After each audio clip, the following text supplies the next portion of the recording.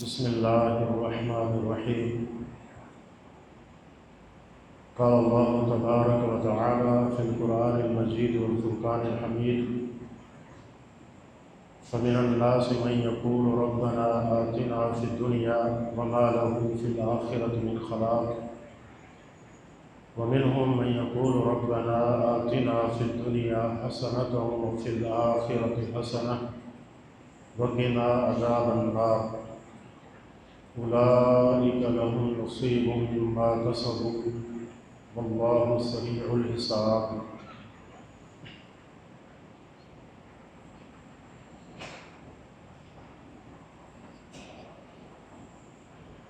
تلاوت کردہ آیات کے اندر اللہ رب العزت نے دعا کے اعتبار سے لوگوں کی دو قسمیں ذکر کی ہیں۔ کچھ لوگ اللہ سے مانگتے ہیں، صرف دنیا کو مانگتے ہیں،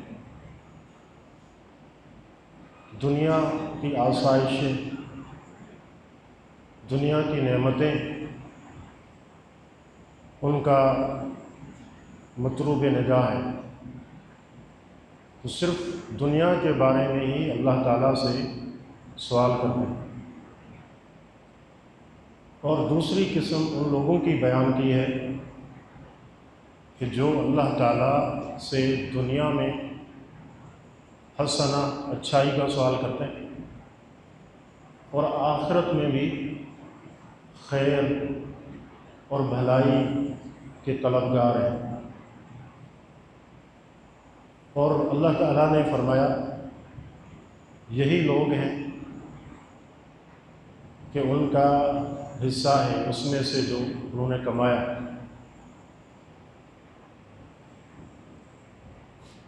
پہلے لوگ جن کا اللہ تعالیٰ نے ذکر کیا، فَمِنَ النَّاسِ مَن يَقُولُ رَبَّنَا آتِنَا فِي الدُّنْيَا، فرمایا لوگوں میں سے بعض وہ ہیں جو کہتے ہیں اے ہمارے رب ہمیں دنیا میں دے، وَمَا لَهُمْ فِي الْآخِرَةِ مِنْ خَلَاقٍ، اور ان کا آخرت میں کوئی حصہ نہیں ہے۔ غور کریں، اللہ سے مانگ رہے ہیں، اللہ سے مانگنا چاہیے۔ ربنا، اس سے دعا قبول ہوتی ہے۔ اکثر دعائیں قرآن و سنت کی ان کے الفاظ پر غور کریں تو ربنا سے شروع ہوتی ہے۔ رب اغفر لی، ربنا ظلمنا انفسنا، اور اسی طرح اللہم، یا اللہ، اکثر دعائیں اسی طرح شروع ہوتی ہیں۔ تو یہ اللہ سے بھی مانگ رہے ہیں اور اللہ کی صفت رب کے واسطے سے مانگ رہے ہیں۔ یہاں تک معاملہ بالکل صحیح ہے، لیکن آگے جو مانگ رہے ہیں وہ کیا ہے؟ ربنا آتنا فی الدنیا، اے اللہ ہمیں دنیا میں دے، دنیا میں دے۔ آگے انہوں نے یہ نہیں کہا کہ اچھائی دے، دنیا میں دے۔ دنیا کی ساری چیزیں اس کے اندر آ گئی اور اللہ تعالیٰ سے مانگ رہے ہیں کہ دنیا میں ہمیں دے۔ اور قابل غور بات یہ ہے کہ انہوں نے صرف یہ کہا کہ ہمیں دنیا میں دے۔ بعض مفسرین نے یہاں یہ نقطہ ذکر کیا ہے کہ جو طالب دنیا ہوتا ہے اس کے سامنے صرف دنیا کی طلب ہوتی ہے، دنیا کی حرص ہوتی ہے۔ وہ اس چیز کو نہیں دیکھتا کہ کون سا راستہ جس کے ذریعے میں دنیا کو حاصل کر رہا ہوں، یہ جائز ہے یا ناجائز ہے، یہ حلال ہے یا حرام ہے، بلکہ اس کا مقصد صرف اور صرف دنیا ہے، اور اس کے لیے وہ کچھ بھی کر سکتا ہے، کتنا نیچے گر سکتا ہے، کسی کی جان لے سکتا ہے، صرف اس لیے کہ اس کی دنیا کا بھلا ہو رہا ہے، اسی سے وہ مطمئن ہے۔ تو صرف دنیا کا سوال اور اللہ تعالیٰ نے یہ نہیں کہا، یہ بھی قابل غور نکتہ ہے کہ ہم اسے دنیا دیں گے۔ اللہ تعالیٰ نے کیا فرمایا؟ وَمَا لَهُ فِي الْآخِرَةِ مِنْ خَلَاقٍ، آخرت میں اس کا کوئی حصہ نہیں ہوگا۔ اللہ تعالیٰ دنیا دیتا ہے، اپنی مشیت کے ساتھ دیتا ہے، جتنی چاہے دے، سب کو دیتا ہے، کفار کو بھی دیتا ہے، مسلمانوں کو بھی دیتا ہے، مومن کو بھی دیتا ہے، فاجر کو بھی دیتا ہے، سب کو دیتا ہے۔ لیکن کیا اس کی مرضی کی دنیا ملتی ہے؟ نہیں۔ جتنا اللہ تعالیٰ چاہتا ہے، جتنی اللہ کی مشیت ہوتی ہے، اتنی ہی دنیا اس کو ملتی ہے۔ دنیا کا ذکر کرتے ہوئے یہ نہیں کہا کہ ہم اسے دنیا دیں گے، فرمایا کہ آخرت میں ایسے شخص کا کوئی حصہ نہیں ہوگا۔ تو اللہ کی نظر میں دنیا کی حیثیت ہی نہیں ہے، قابل ذکر ہی نہیں ہے، اس لیے یہ نہیں کہا کہ ہم اسے دنیا دیں گے، بلکہ اس کی دعا تھی کہ ہمیں دنیا دے۔ اللہ تعالیٰ نے فرمایا کہ آخرت میں اس کا کوئی حصہ نہیں ہوگا، تو دنیا کا ذکر ہی نہیں کیا۔ لو كانت الدنيا تعدل عند الله جناح بعوضة ما سقى منها كافرا شربة ماء، اگر یہ دنیا اللہ کی نظر میں ایک مچھر کے پر جتنی ہوتی تو اللہ تعالیٰ کسی کافر کو پانی کا ایک گھونٹ تک پینے کے لیے نہ دیتا، لیکن اللہ تعالیٰ نے کافروں کو نوازا ہوا۔ تو اس بات کی دلیل ہے کہ اس دنیا کی اللہ کے ہاں کوئی حیثیت نہیں، کوئی پذیرائی نہیں ہے۔ تو اللہ نے فرمایا وَمَا لَهُ فِي الْآخِرَةِ مِنْ خَلَاقٍ، اس کا دنیا میں کوئی حصہ ہی نہیں ہوگا۔ یہ مذموم سوچ ہے، مذموم فکر ہے کہ انسان اللہ سے مانگے، صرف دنیا مانگے اور اپنی آخرت کو بھول جائے، اور یہ بھی نہ مانگے کہ اچھے طریقے سے مجھے عطا فرما، بس یہ کہ مجھے دنیا دے دے۔ تو اللہ کو اس کی کوئی پرواہ نہیں ہوتی، اور دنیا کا حرص ہے، اس میں کوئی کمی نہیں آتی، یہ بڑھتا چلا جاتا ہے۔ لو کان لابن آدم وادیان من ذہب لابتغى ثالثا، نبی علیہ الصلوۃ والسلام فرماتے ہیں کہ اگر انسان کو سونے کی 2 وادیاں دے دی جائیں، اس کا حرص ختم نہیں ہوگا، وہ تیسری کی تلاش شروع کر دے گا۔ حالانکہ وادی 2 پہاڑوں کے درمیان خالی جگہ کو وادی کہا جاتا ہے، اور یہ 2 سونے سے بھری ہوئی ہوں، کتنا مل گیا، لیکن پھر بھی حرص ختم نہیں ہوتا۔ آپ نے کیا فرمایا؟ ما یملأ جوف ابن آدم الا التراب، کہ ابن آدم کے پیٹ کو، اس کے حرص کو قبر کی مٹی ہی بھر سکتی ہے۔ یہ ہے دنیا کی حیثیت اللہ کی نظر میں، اور کچھ لوگوں کی نظر میں کہ وہ سارا کچھ اپنا دنیا کو سمجھتے ہیں۔ سیر اعلام النبلاء میں اور اسی طرح تاریخ دمشق میں سالم بن عبداللہ بن عمر رضی اللہ عنہ، یہ فقیہ، عابد، زاہد، یہ صفات امام ذہبی نے ان کی ذکر کی ہے، دنیا سے بے رغبت۔ اندازہ کریں، عبداللہ بن عمر رضی اللہ عنہ کے بیٹے، اور حج کرنے آئے تو خلیفہ وقت ہشام بن عبد الملک وہ بھی حج کے لیے آئے ہیں۔ ہشام کی نظر ان پر پڑی، بڑے خوش ہوئے، ان کے پاس چل کے گئے، بیٹھے، ان کی ہشام کی طرف کوئی توجہ ہی نہیں، اس کو دیکھ بھی نہیں آئے، اپنے ذکر و اذکار میں مصروف ہیں۔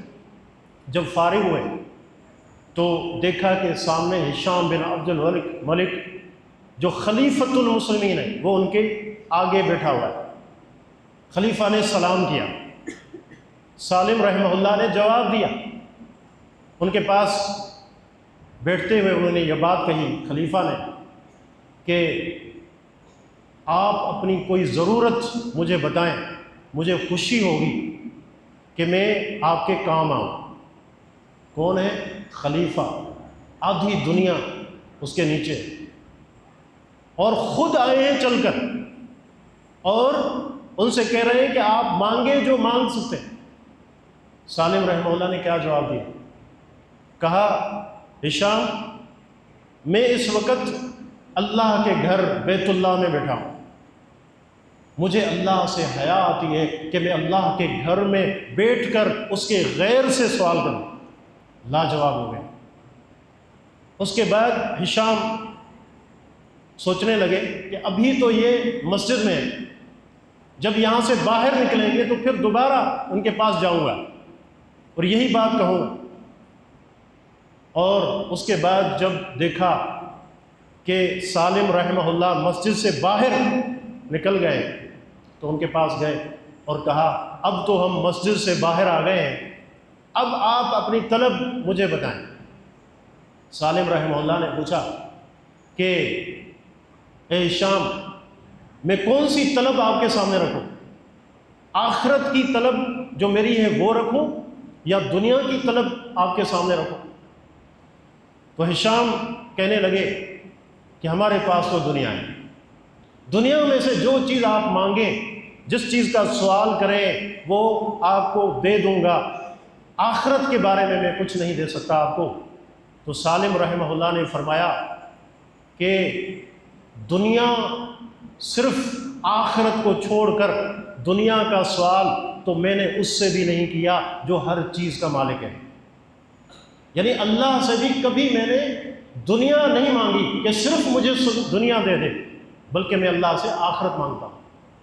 یہ سوچ تھی، یہ فکر تھی۔ اندازہ کریں کہ اس مادیت کے دور میں ہر شخص کی دوڑ دنیا کی طرف ہے، آخرت کو فراموش کر کے بیٹھا ہے۔ اپنی دنیا کو سنوارنے کے لیے آخرت کا سودا ہو جائے تو ہو جائے، لیکن دنیا پر کوئی زد نہیں آنی چاہیے، اس پر کوئی آنچ نہیں آنی چاہیے۔ یہ سوچ اور فکر بن چکی ہے۔ تو اللہ سے مانگنا، دنیا اللہ سے رہے، صرف دنیا۔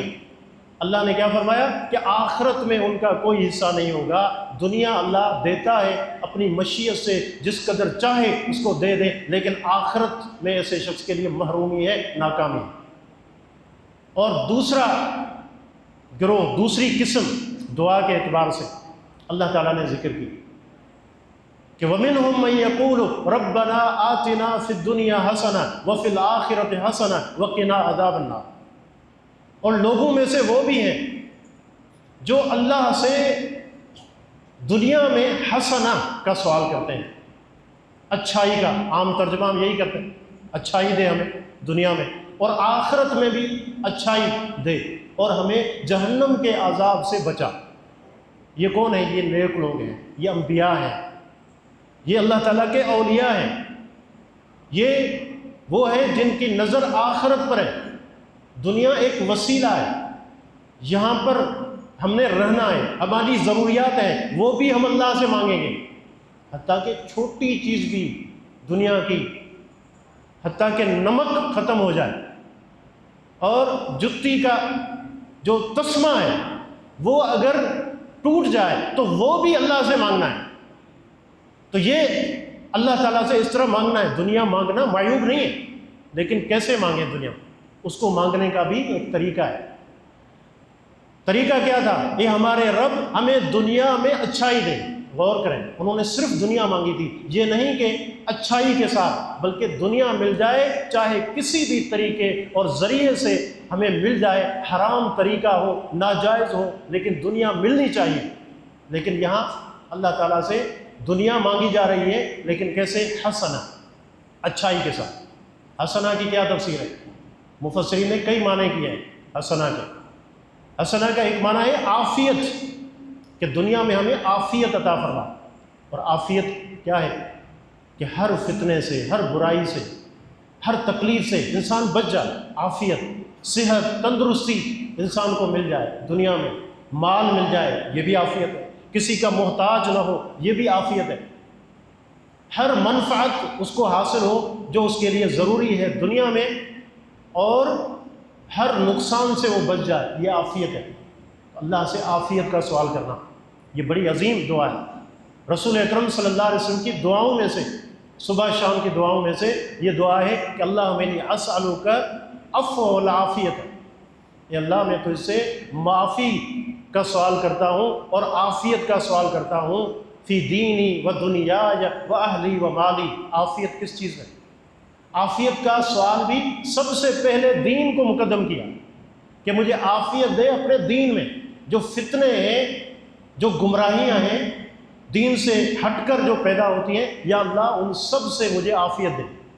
دین مقدم کیا آپ نے، دنیا بھی مانگی ہے لیکن دین کو پہلے مانگا، فی دینی و دنیائی، اس کے بعد کہا میری دنیا میں بھی مجھے عافیت دے، و اہلی و مالی، اور میرے اہل میں، میرے بیوی بچوں میں، قرابت داروں میں بھی مجھے عافیت دے، اور میرے مال میں بھی مجھے عافیت دے۔ کتنی پیاری دعائیں ہیں۔ تو اللہ تعالیٰ سے اس طرح مانگا جائے۔ اور اسی طرح حسنہ، ہر خیر کو جامع، ایک معنی مفسرین نے یہ بھی کیا ہے کہ اس سے مراد علم اور عبادت ہے، کہ اللہ ہمیں دنیا میں علم نافع عطا فرما اور عبادت عطا فرما، یہ معنی ہے۔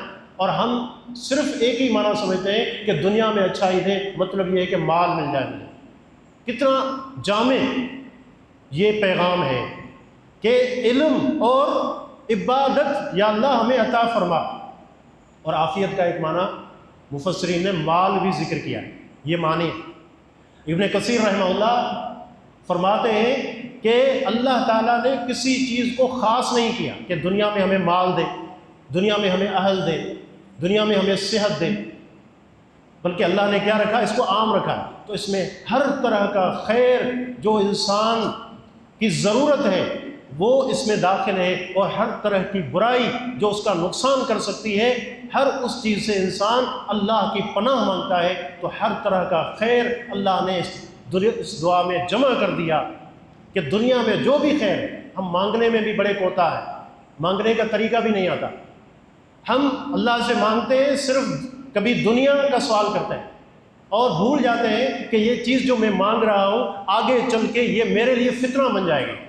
کئی لوگ بے اولاد ہوتے ہیں، اللہ سے دعائیں کرتے ہیں رو رو کے اللہ ہمیں اولاد دے، لیکن مانگتے کیسے ہیں؟ یہ نہیں کہتے کہ ہمیں نیک اور صالح اولاد عطا فرما، صرف اولاد دے۔ پھر ہوتا کیا ہے؟ وہی چیز جو اس طرح سے مانگی جاتی ہے آگے چل کے فتنہ بن جاتی ہے، آزمائش بن جاتی ہے، پریشانیاں آنے لگتی ہیں۔ پھر ایسے بھی لوگ ہیں جو تمنا کرتے ہیں کہ ایسی اولاد اگر نہ ہوتی تو ہم بہتر تھے، اگر یہ چیز جو فطرہ بن چکی یہ مجھے نہ ملتی تو میں سے بہتر تھا۔ دادا کریں تو مانگنا بھی اسی طریقے سے جس میں خیر ہو، اور یہ اللہ کے رسول صلی اللہ علیہ وسلم کی دعاؤں میں آپ غور کریں، قرآن کریم کی دعاؤں میں یہی چیز آپ کو ملتی ہے۔ یہ بڑی جامع دعائیں ہیں، اس میں ہر طرح کا خیر آ گیا۔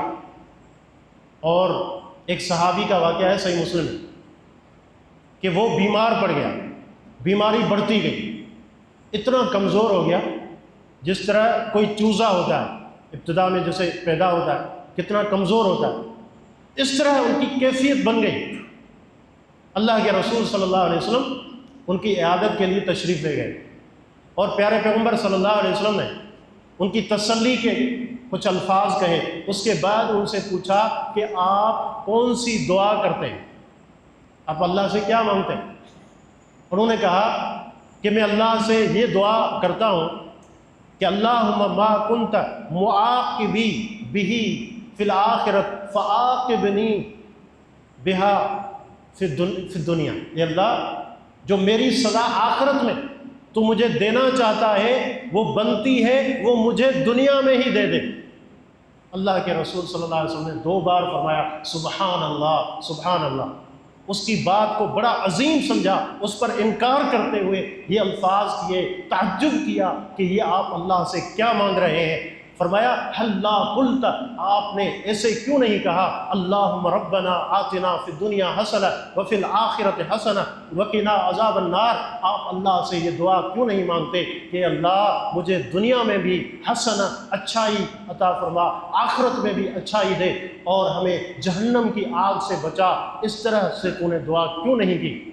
چنانچہ اس کے بعد وہ صحابی یہ دعا پڑھنے لگے، کثرت سے پڑھنے لگے، حتیٰ کہ اللہ نے اسے عافیت دی اور اس کی بیماری ختم ہو گئی۔ تو اس طریقے سے اللہ کے عذاب کو انسان دنیا میں مانگے یہ بھی غلط طریقہ ہے۔ اللہ سے عافیت کا سوال کریں، ہر طرح کا خیر، ہر طرح کی بھلائی اللہ سبحانہ و تعالیٰ نے ہمارے لیے رکھ دی۔ تو یہ دعا ہم سب کو یاد ہے، ہم سب پڑھتے ہیں، لیکن کس طرح اس کو سمجھتے ہیں، اس کو اسی طرح سمجھیں جس طرح اس کا حق ہے، جس طرح اس کی جامعیت ہے، جس طرح سے یہ عظیم عطیہ ہمیں دیا گیا ہے۔ کتنی عظیم دعا ہے۔ نبی علیہ الصلاۃ والسلام نے سیدنا معاذ بن جبل رضی اللہ عنہ کا ہاتھ پکڑا اور فرمایا واللہ انی لأحبک، اے معاذ اللہ کی قسم میں آپ سے محبت کرتا ہوں۔ 2 بار یہ کہا، اس کے بعد کہا لا تدعن فی دبر کل صلاۃ ان تقول اللہم اعنی علی ذکرک وشکرک وحسن عبادتک۔ یہ دعا آپ نے سکھائی، اس دعا پر بھی غور کریں، کتنی عظیم دعا ہے کہ انسان اللہ سے خیر مانگے، بھلائی مانگے، اللہ سے مدد طلب کرے۔ اس کا مطلب کیا ہوا کہ انسان اللہ سے مانگنے میں بھی کمزور ہے، اپنی مصلحتوں کا اس کو پتہ ہی نہیں، کیونکہ ہم غیب نہیں جانتے، ہمیں نہیں پتہ کہ یہ چیز جس کا میں اتنا مشتاق ہوں اور اتنا اس کو میں مانگ رہا ہوں کثرت سے، کیا میرے لیے یہ خیر ہے بھی یا نہیں۔ یہ سوچ، یہ فکر جب ایک مومن کی بن جائے، پھر ایسا ہی ہے جیسے امیر المؤمنین عمر ابن الخطاب رضی اللہ تعالی عنہ فرمایا کرتے تھے کہ میں صبح کرتا ہوں، کس حالت میں کرتا ہوں مجھے کوئی پرواہ نہیں ہے، اس لیے کہ میں نہیں جانتا میرا خیر، میری بھلائی کس چیز میں ہے، اس چیز میں ہے جس کو میں پسند کرتا ہوں یا اس چیز میں ہے جو مجھے نہیں پسند، کیونکہ میرا معاملہ اللہ کے ہاتھ میں ہے، میں میرے رب سے اس کی پسند کے مطابق مانگتا ہوں۔ مجھے جو چیز پسند ہے ہو سکتا ہے میرے لیے وہ شر ہو، اور جس کو میں اپنے لیے برا سمجھتا ہوں ہو سکتا ہے کہ انجام کے لحاظ سے وہ میرے لیے اچھی ہو جائے۔ یہ سوچ اور یہ فکر ایک مومن کی ہونی چاہیے۔ اللہ سے مانگیں، ہم عاجز ہیں، ہم کمزور ہیں، دعا کرنے کا بھی ہمیں طریقہ نہیں آتا، اپنے طور پر ہم دعائیں کرتے ہیں لیکن ان میں کمی ہوتی ہے، ان میں قصور ہوتا ہے، حتیٰ کہ کچھ لوگ قرآن و سنت کی دعاؤں کو چھوڑ کر فلاں حضرت صاحب کا یہ وظیفہ ہے، اس کی یہ دعا ہے، کثرت سے اس کو پڑھتے ہیں۔ اتنی بار اس کو انہوں نے کہا ہے کہ فلاں وقت میں اس کو پڑھو تمہاری دعا قبول ہوگی، بھول جاتے ہیں قرآن کی دعائیں کیا ہیں، یاد نہیں رہتا نبی علیہ الصلاۃ والسلام کی کیا پیاری دعائیں ہیں، ان میں کتنا خیر ہمارے لیے جمع کر دیا گیا۔ تو ضرورت اس بات کی ہے کہ دعاؤں میں بھی قرآن و سنت کی جو دعائیں ہیں، بطور خاص یہ دعا ربنا آتنا فی الدنیا حسنہ وفی الآخرۃ حسنہ وقنا عذاب النار، اس کو ہم کثرت سے پڑھیں۔ سیدنا انس کہتے ہیں کہ اللہ کے رسول صلی اللہ علیہ وسلم کثرت سے اس دعا کو پڑھا کرتے تھے، اور سیدنا انس خود بھی ان کا یہ عمل تھا کہ جب کوئی بھی دعا کرتے، زیادہ دعائیں ہوتی، ابتدا اس دعا سے کرتے اور اختتام بھی اس دعا کے ساتھ کرتے۔ جب کوئی ایک دعا مانگنی ہوتی تو اس وقت یہی دعا پڑھتے ربنا آتنا فی الدنیا حسنہ وفی الآخرۃ حسنہ وقنا عذاب النار۔ وہ کہتے ہیں کہ ہر طرح کا خیر، ہر طرح کی بھلائی، دنیا کی، آخرت کی، ہر طرح کا شر، برائی، اس سے اجتناب، چاہے دنیا کی ہو وہ آخرت کا ہو، ہر ایک سے انسان اس سے بچ جاتا ہے۔ اور رکن یمانی اور حجر اسود کے درمیان پیارے پیغمبر صلی اللہ علیہ وسلم نے، یہ کتنا اہم موقع ہے، انسان پریشان ہوتا ہے کون سی دعا کرے، نبی علیہ الصلوۃ والسلام نے فرمایا کہ اس موقع پر یہ دعا پڑھا کرو ربنا آتنا فی الدنیا حسنہ وفی الآخرۃ حسنہ وقنا عذاب النار۔ اللہ تعالیٰ فرماتا ہے دونوں گروہوں کا ذکر کرنے کے بعد، ان کا بھی جو صرف اللہ سے دنیا مانگتے ہیں اور ان کا بھی جو اللہ سے دنیا بھی مانگتے ہیں خیر کے ساتھ، اچھائی کے ساتھ، آخرت بھی اللہ سے مانگتے ہیں، جہنم کے عذاب سے پناہ بھی طلب کرتے ہیں۔ فرمایا اولئک لہم نصیب مما کسبوا، یہی وہ لوگ ہیں ان کا حصہ ہے اس میں سے جو انہوں نے کمایا۔ جو انسان کرتا ہے، اچھا کرتا ہے، برا کرتا ہے، ہر ایک میں اس کا حصہ ہے اور وہ اپنا حصہ جمع کر رہا ہے، اللہ کے ہاں اس کو پیش ہونا ہے۔ واللہ سریع الحساب، اور اللہ تعالیٰ جلد حساب لینے والا ہے۔ تو گفتگو کا خلاصہ یہ نکلا کہ اللہ تعالیٰ نے 2 طرح کے لوگ ذکر کیے جو اللہ سے مانگتے ہیں، دونوں ہی اللہ سے مانگتے ہیں۔ ایک صرف دنیا مانگتا ہے، صرف دنیا مانگنا آپ نے سنا معیوب نہیں ہے، لیکن صرف دنیا مانگنا اور انسان بھول جائے کہ صحیح طریقے سے اس کو حاصل کرو، حلال طریقے سے اس کو حاصل کرو، یہ دنیا پھر اس کے لیے فتنہ بن جاتی ہے۔ اور ایسا شخص آخرت کے اعتبار سے ناکام ہے، اللہ نے دنیا میں ہی بتا دیا ایسے شخص کے لیے آخرت میں کوئی حصہ نہیں ہے۔ اور دوسری قسم ان کی تھی جو اللہ کے نیک بندے ہیں، انبیاء ہیں، اور اللہ تعالیٰ کے جو نیک بندے ہیں ان کی دعا ہے کہ وہ اللہ تعالیٰ سے دنیا مانگتے ہیں اچھائی کے ساتھ، خیر کے ساتھ، ان کے فتنوں سے بچتے ہوئے۔ دنیا ہماری ضرورت ہے، اللہ تعالیٰ ہمیں دنیا بھی دے۔ اللہ کے نبی بھی ہمیں یہی سکھاتے ہیں کہ اللہ سے صرف یہ نہ مانگیں کہ مجھے مال دے، یہ مانگیں کہ اللہ تعالیٰ حلال رزق دے اور کثرت سے دے۔ اللہم اکفنی بحلالک عن حرامک واغننی بفضلک عمن سواک۔ اے اللہ مجھے حلال اتنا دے دے کہ اس کے بعد حرام کی مجھے کوئی ضرورت ہی نہ ہو۔ اس طرح خیر اللہ سے مانگا جاتا ہے، اور یہی لوگ کامیاب ہیں دنیا میں بھی اور آخرت میں بھی۔ اللہ رب العزت سے دعا ہے کہ رب العزت ہمیں اس طریقے سے مانگنے کی توفیق دے جس طرح سے ہمیں مانگنا چاہیے، جو ہمارے لیے سراسر خیر ہو، اور ہر طرح کے شر اور برائی سے اللہ تعالیٰ ہمیں محفوظ کر دے۔ جس کو ہم جانتے ہیں، جس کو نہیں ہم جانتے، ان سب سے اللہ تعالیٰ ہمیں عافیت عطا فرمائے۔ بارک اللہ فیکم، سبحانک اللہم و بحمدک، اشہد ان لا الہ الا انت، استغفرک و اتوب الیک۔